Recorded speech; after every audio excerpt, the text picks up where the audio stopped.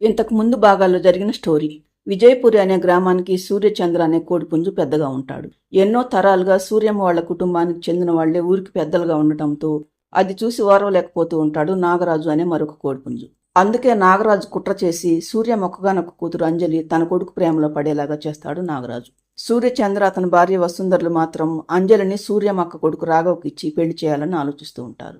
ఒకరోజు విక్రమ్ను కలిసి తన బావతో పెళ్లి ఏర్పాట్లు జరుగుతున్నాయని తప్పించుకునే మార్గం చెప్పమని విక్రమ్ను అడుగుదామని ఊరు బయటకు వస్తుంది అంజలి. కానీ పక్కనే ఉన్న అడవిలో నుండి తప్పించుకొచ్చిన ఒక నక్క అంజలి దగ్గరకు వస్తుంది. నక్కను చూసి భయపడ్డ అంజలి ఎటువైపు వెళ్తుందో తెలియని అయోమయంలో అడవిలోకి వస్తుంది. అక్కడ అంజలికి తన తండ్రి సూర్యచంద్రలాగానే ఉన్న మహిధర్ అనే కోడిపుంజు కనపడతాడు. అంజలిని తరుముతూ వచ్చిన నక్క అంజలిని చంపే ఉద్దేశం తనకు లేదని, అడవిలోకి వెళ్లటానికి దారి చూపించమని అడుగుదామని అంజలి దగ్గరికి వెళ్లానని, కానీ అంజలి భయపడి అడవిలోకి పారిపోయి వచ్చిందని అని మహిధర్తో చెప్పి వెళ్లిపోతుంది నక్క. దాంతో తన తల్లికి చెప్పి అంజలిని ఊర్లో దించి వస్తానని అంజలిని తీసుకుని తన ఇంటికి వస్తాడు మహిధర్. తర్వాత అంజలి తన తల్లిదండ్రుల పేరు చెప్పడంతో ఆశ్చర్యపోతుంది మహిధర్ తల్లి కాంచన. మరి కాసేపట్లో చీకటి పడబోతుంది కాబట్టి ఈ రోజుకు తమ ఇంట్లోనే ఉండమని అంజలికి చెప్తుంది కాంచన. మరుసటి రోజు అంజలి తన ఊరికి వెళుతూ త్వరలో జరగబోయే తన పెళ్లికి రమ్మని కాంచన మహిధర్లకు చెప్తుంది. దాంతో మహిధర్ అంజలికి కాబోయే భర్త పేరు అడగటంతో అతను నాగరాజు కొడుకు విక్రమ్ అని చెప్తుంది అంజలి. దాంతో కాంచన విస్తుపోతూ, ఆ నాగరాజు మీ కుటుంబానికి చాలా ద్రోహం చేశాడు, అలాంటి వాడి కొడుకును నువ్వెలా ప్రేమించావని అడుగుతుంది కాంచన. మరోవైపు తన మేనత్తింటికి వెళ్లి వస్తానని చెప్పిన అంజలి రోజంతా ఇంటికి రాకపోవడంతో తన అత్తగారి ఇంట్లోనే ఉందని అనుకుంటూ ఉంటారు సూర్యచంద్ర అతని భార్య వసుంధర. మరుసటి రోజు సూర్యమ్మ వాళ్ళ ఇంటికి వస్తుంది నాగరాజు కూతురు రాగసుధ. తనంటే గిట్టని నాగరాజు కూతురు తన ఇంటికి రావడంతో ఆశ్చర్యపోతాడు సూర్యచంద్ర. కానీ రాగసుధ చెప్పిన విషయం విని సూర్యచంద్ర వసుంధరలు అవాక్కైపోతారు. ఇక తర్వాత ఏం జరుగుతుందో చూడండి. ఏంటమ్మా నువ్వు చెప్పేదంతా నిజమా అంటాడు సూర్యం. అవునండి, అంజలి పట్నం నుండి వచ్చినప్పటి నుండి మా నాన్న అన్నయ్య అంజలిని తమ వలలో పడేలాగా చేసి మాయ చేసి మా అన్నయ్య ప్రేమలో పడేలాగా చేశారు. ఇప్పుడు మీకు తెలియకుండా అంజలికి మా అన్నయ్యకు పెళ్లి చేయాలని చూస్తున్నాడు మా నాన్న. నిన్న ఆ విషయం అంజలితో మాట్లాడాలని మా అన్నయ్య అంజలిని కలవటానికి వాళ్ళు ఎప్పుడూ కలుసుకునే చోటుకు వెళ్ళాడు. కానీ అంజలి అక్కడికి రాలేదట. అందుకే ఈ రోజు అంజలిని కలిసి అంజలిని ఒప్పించి మీకు తెలియకుండా వాళ్ళిద్దరికి పెళ్లి చేయాలని మా నాన్న పథకం వేశాడు. పాపం అమాయకురాలైన అంజలికి ఇదేమీ తెలియక మా అన్నయ్య తనను నిజంగానే ప్రేమిస్తున్నాడని అనుకుంటుంది. కానీ మా నాన్న అన్నయ్యలు ఎలాంటి వాళ్ళో నాకు తెలుసు. వాళ్ళ దుర్మార్గానికి ఒక ఆడపిల్ల బలైపోకూడదనే మీకు ఇదంతా చెప్తున్నాను. దయచేసి నేను ఈ సంగతులన్నీ మీకు చెప్పానని మా వాళ్ళకి తెలియనివ్వకండి, వాళ్ళు నన్ను చంపేస్తారు అని చెప్పి వెళ్ళిపోతుంది రాగసుధ. దాంతో వసుంధర భయంతో వణికిపోతూ, ఏంటండి ఇదంతా? అంజలి ప్రతిరోజు మీ అక్కయ్య వాళ్ళ ఇంటికి వెళ్తున్నానంటే నిజమే అనుకున్నాను, కానీ దాని వెనుక ఇంత కుట్ర జరుగుతుందా అంటుంది వసుంధర. అవును వసుంధర, ఆ నాగరాజు కూతురు మంచిది కాబట్టి ఈ విషయాలన్నీ మనకు చెప్పింది. అయినా ప్రతిరోజు విక్రమ్ను కలవటానికి వెళ్లే అంజలి నిన్నెందుకు వెళ్లలేదు అని సూర్యం అంటుండగానే వాళ్ళ అక్క గౌరీ అక్కడికి వస్తుంది. రావటంతోనే, ఏంటి భార్యాభర్తలిద్దరూ దీర్ఘంగా ఆలోచిస్తున్నారు, ఇంతకు నా కోడల పిల్ల ఎక్కడా అంటుంది గౌరీ. దాంతో సూర్యం వసుంధరలు అదిరిపడతారు. ఏంటక్క అంజలి మీ ఇంట్లో లేదా అంటాడు సూర్యం అయోమయంగా. మా ఇంట్లో ఉండటం ఏంట్రా, నేను దాన్ని చూసి 2 రోజులైంది. రోజు వచ్చే పిల్ల 2 రోజుల నుండి మా ఇంటికి ఎందుకు రావట్లేదు అడుగుదామని వచ్చాను అంటుంది గౌరీ. దాంతో వసుంధర ఏడుస్తూ, అయ్యో నా బిడ్డ ఏమైందండి అంటుంది వసుంధర. నువ్వేమీ కంగారు పడకు, తన స్నేహితుల ఇళ్ల దగ్గరుందేమో కనుక్కుందామండు అంటాడు సూర్యచంద్ర. మరోవైపు కాంచన అలా అనటంతో అంజలి ఆశ్చర్యపోతూ, ఏంటమ్మా మీరనేది?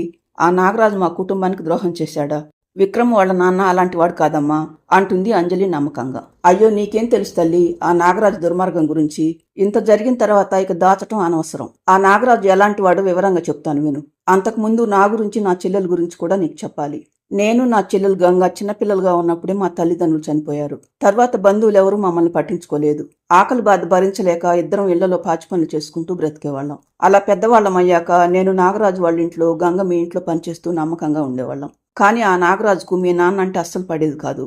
అందుకు మీ నాన్నగారి మంచితనమే కారణం.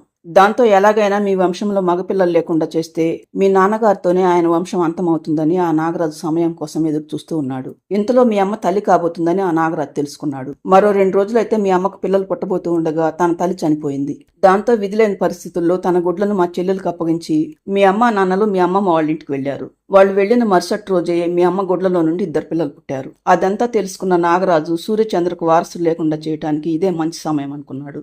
వెంటనే పిల్లల దగ్గర కాపలా ఉన్న మా చెల్లెల్ని పిలిచి తను చెప్పినట్టు చేయకపోతే మా అక్క చెల్లెలిద్దరిని చంపేస్తానని బెదిరించాడు.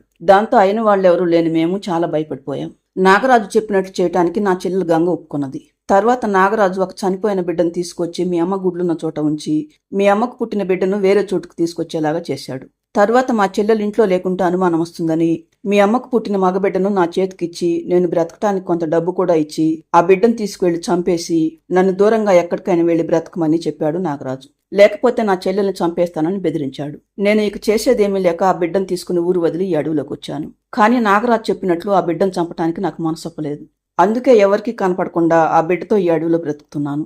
1-2 సార్లు ఎవరికీ కనిపించకుండా వెళ్లి నా చెల్లెల్ని చూసి మాట్లాడొచ్చాను. పిల్లల్ని మార్చిన సంగతి తెలియని సూర్యచంద్ర గారు అతని భార్య తమకు పుట్టిన మగబిడ్డ చనిపోయాడని గుండె పగిలేలాగా ఏడ్చారని తెలిసింది. కానీ ఎవరి మీద అనుమానం రాలేదట. తర్వాత నా చెల్లెలు వేరే అతన్ని పెళ్లి చేసుకుని ఆ ఊరు నుండి వెళ్ళిపోయింది. నేను మాత్రం ఈ అడవిలోనే ఉండిపోయాను అంటుంది కాంచన.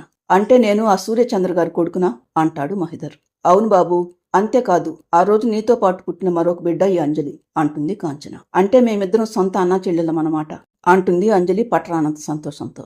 అవునమ్మా, మహిధర్ స్వయానా నీకు తోడబుట్టినవాడు. ఇప్పటికైనా అర్థమైందా ఆ నాగరాజు అతని కొడుకు నిన్నెంత మోసం చేశారు అంటుంది కాంచన. బాగా అర్థమైందమ్మా. బంగారం లాంటి మా బావను కాదని ఆ మోసగాడి మాటలు నమ్మాను. వెంటనే మన ఊరికి వెళ్ళిపోదాం పదండి. మా అన్నయ్యని చూస్తే మా అమ్మా నాన్నల సంతోషానికి అవధులుండవు అంటుంది అంజలి. అవునమ్మా, మా కుటుంబానికి అంత ద్రోహం చేసిన నాగరాజు వాడి కొడుకును ఊరికే వదిలిపెట్టే ప్రసక్తే లేదు. మనం వెంటనే మా అమ్మా నాన్నల దగ్గరికి వెళ్దాం పద అంటాడు మహిధర్. రాత్రి నుండి ఈ విషయాలన్నీ మీకు చెబుదామా వద్దా అని మదన పడుతున్నానురా.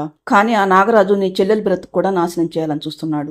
ఇక అతను నన్నేం చేసినా భయపడ్ను. వెళ్దాం పదండి అంటుంది కాంచన. దాంతో ముగ్గురు కలిసి విజయపూర్కి బయలుదేరతారు.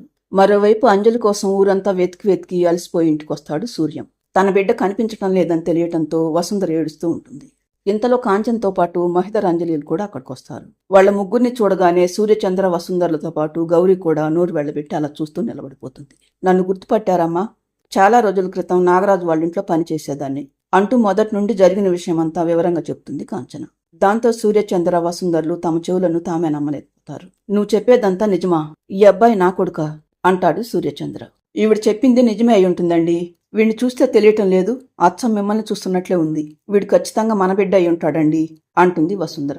తర్వాత అంజలి తను ఎలాంటి పరిస్థితుల్లో అడవిలోకి వెళ్ళింది చెప్పి, నన్ను క్షమించండి నాన్న, ఆ విక్రమ్ మాటలు నమ్మి మీ దగ్గర నిజాన్ని దాచాను. ఇక మీరు చెప్పినట్లే వింటాను అంటుంది అంజలి. పోనీలెమ్మా, చివరకు నీ తప్పు నువ్వు తెలుసుకున్నావు. మీ అన్నయ్యను నువ్వే ఇంటికి తీసుకొచ్చావు అంటాడు సూర్యచంద్ర. కానీ మన కుటుంబానికి ఇంత ద్రోహం చేసిన నాగరాజును మాత్రం వదిలిపెట్టొద్దు తమ్ముడు అంటుంది గౌరీ. అవునక్క, ఈ కాంచన మంచిది కాబట్టి ఇప్పుడు నా కొడుకుని చూడగలుగుతున్నాను. లేకపోతే నా బిడ్డ ఎప్పుడో చనిపోయి ఉండేవాడు. ఆ నాగరాజుకు ఎలాంటి శిక్ష వేయాలో నాకు బాగా తెలుసు అంటాడు సూర్యచంద్ర. మరుసటి రోజు నాగరాజును విక్రమ్ను రచ్చబండ దగ్గరికి పిలిపిస్తాడు సూర్య. అక్కడ సూర్యచంద్రలాగానే ఉన్న మహిధర్ని చూసి నాగరాజుకు దెమ్మ తిరిగిపోతుంది. తరువాత సూర్య మాట్లాడుతూ, ఏంటి నాగరాజు, వీడెవరని చూస్తున్నావా? వీడు నా రక్తం పంచి పుట్టిన నా కొడుకు. పుట్టగానే మీ ఇంట్లో పనిచేసే కాంచనకిచ్చి చంపమని చెప్పావే, వాడే వీడు. ఇప్పుడు వీడిక్కడికి ఎలా వచ్చాడో చెప్తాను విను అంటూ నాగరాజు మొదటి నుండి తన కుటుంబానికి ఎంత ద్రోహం చేసింది ఊర్లో వాళ్ళందరి ముందు బయట పెడతాడు సూర్యచంద్ర. దాంతో ఊరి వాళ్ళందరూ ఆశ్చర్యపోతారు. ఇంతలో నాగరాజు మాట్లాడుతూ, ఇదంతా కట్టుకథ. ఇతను నీ కొడుకు అయితే కావచ్చు. నేను నీ కొడుకుని చంపమన్నానని చెప్పడానికి సాక్ష్యమేముంది అంటాడు నాగరాజు. ఓహో, సాక్ష్యం కావాలన్నమాట. అదిగో వస్తుంది చూడు అని సూర్యం అనగానే కాంచన అంజలిలిద్దరు అక్కడికొస్తారు. కాంచనం చూడగానే నాగరాజుకు నోట మాట రాక అలా నిలబడిపోతాడు. ఇక ఏమీ మాట్లాడలేకపోతాడు. దాంతో ఊర్లో వాళ్ళు నాగరాజును తిట్టడం మొదలు పెడతారు. ఈ నాగరాజు మోసగాడని తెలుసుగానే మరీ ఇంత నీచుడని అనుకోలేదు. వీడి తప్పులకు సరైన శిక్ష పడవలసిందే. శిక్ష మీరు వేస్తారా, లేకపోతే ఊర్లో వాళ్ళందరం కలిసి వేయమంటారా అంటాడు వాళ్లలో ఒక కోడిపుంజు. దాంతో సూర్యచంద్ర మాట్లాడుతూ, ఈ ఊరి కట్టుబాట్ల ప్రకారం నా కొడుకుని చంపాలని చూసినందుకు, వాడు ఇన్ని రోజులు అడవుల పాలు కావటానికి కారణమైనందుకు, నా కొడుకు ఇన్ని రోజులు ఏ అడవులోనైతే ఉన్నాడో ఈ నాగరాజు అతని కొడుకు కూడా ఇక బ్రతికినన్ని రోజులు అదే అడవిలో ఉండాలి. తప్పు చేసింది నాగరాజే కావచ్చు, కానీ తండ్రి మాటలు విని ఒక ఆడపిల్ల జీవితాన్ని నాశనం చేయాలని చూశాడు ఈ విక్రమ్. ఇలాంటి వాడు ఊర్లో ఉంటే చాలా ప్రమాదం. అందుకే రేపు ఉదయం సూర్యోదయం కాకముందే ఈ తండ్రి కొడుకులిద్దరు ఊరు వదిలేసి శాశ్వతంగా అడవిలోకి వెళ్లిపోవాలని తీర్పిస్తున్నాను అంటాడు సూర్యచంద్ర. ఊర్లో వాళ్ళు కూడా అదే సరైన శిక్ష అని ఒప్పుకుంటారు. దాంతో నాగరాజు మాట్లాడుతూ, నేను నా కొడుకు తప్పు చేసిన మాట నిజమే, కానీ ఏ తప్పు చేయని నా కూతురు మేము అడవిలోకి వెళ్లిపోతే దిక్కులేందైపోతుంది. దానికేం న్యాయం చేస్తారు మీరు ఈ ఊర్లో వాళ్ళు అంటాడు నాగరాజు. దాంతో సూర్యచంద్ర మాట్లాడుతూ, ఎవరికి ఎలాంటి న్యాయం చేయాలో నాకు బాగా తెలుసు. రేపు తెల్లవారుజామునే మీరు అడవిలోకి బయలుదేరండి అని అక్కడి నుండి వెళ్ళిపోతాడు సూర్యచంద్ర. ఇక చేసేదేం లేక మరుసటి రోజు తెల్లవారక ముందే నాగరాజు విక్రములు అడవిలోకి వెళ్ళిపోతారు. ఆ రోజు ఉదయం 10 గంటలప్పుడు సూర్యచంద్ర వసుంధరలు నాగరాజు ఇంటికి వస్తారు. అక్కడ రాగసుధ ఒక్కటే దిగులుగా ఉంటుంది. వసుంధర వాళ్ళని చూడగానే, ఏంటండి ఇలా వచ్చారు? మా నాన్న వాళ్ళు వెళ్లారో లేదోనని చూడటానికి వచ్చారా? మీతో పాటు ఊర్లో వాళ్ళు కూడా శిక్ష వేయాలని చూశాక ఇంకా ఏ ముఖం పెట్టుకుని ఇక్కడ ఉంటారండి? వాళ్ళు తెల్లవారక ముందే వెళ్ళిపోయారు అంటుంది రాక్షసుద. మేం వచ్చింది మీ నాన్న వాళ్ళ గురించి కాదమ్మా, నిన్ను మా కోడలుగా మా ఇంటికి తీసుకువెళ్ళటానికి. అర్థం కాలేదా? నీలాంటి మంచి అమ్మాయికి మేము అన్యాయం ఎందుకు చేస్తాం? నిన్ను మా ఇంటికి కోడలుగా చేసుకుందామని అనుకున్నాం. రాత్రి మా వాడిని కూడా అడిగాం. మీ ఇష్టమే నా ఇష్టమని వాడు చెప్పాడు. అందుకే నీకు కూడా ఇష్టమైతే నిన్ను మా కోడలుగా ఇంటికి తీసుకువెళ్దామని వచ్చాం. మంచి ముహూర్తం చూసి మా మేనల్లుడికి అంజలికి నీకు నా కొడుకు మహిధర్కు పెళ్లి చేస్తాం అంటుంది వసుంధర. మీలాంటి మంచి వాళ్ళకు కోడలు కావటం నా అదృష్టం అండి. ఇక నుండి నేను మిమ్మల్నే మా అమ్మా నాన్న అనుకుంటాను అంటుంది రాక్షసుద. తర్వాత ముగ్గురు కలిసి సూర్యచంద్ర వాళ్ళ ఇంటికి బయలుదేరతారు. అలా కథ సుఖాంతమవుతుంది.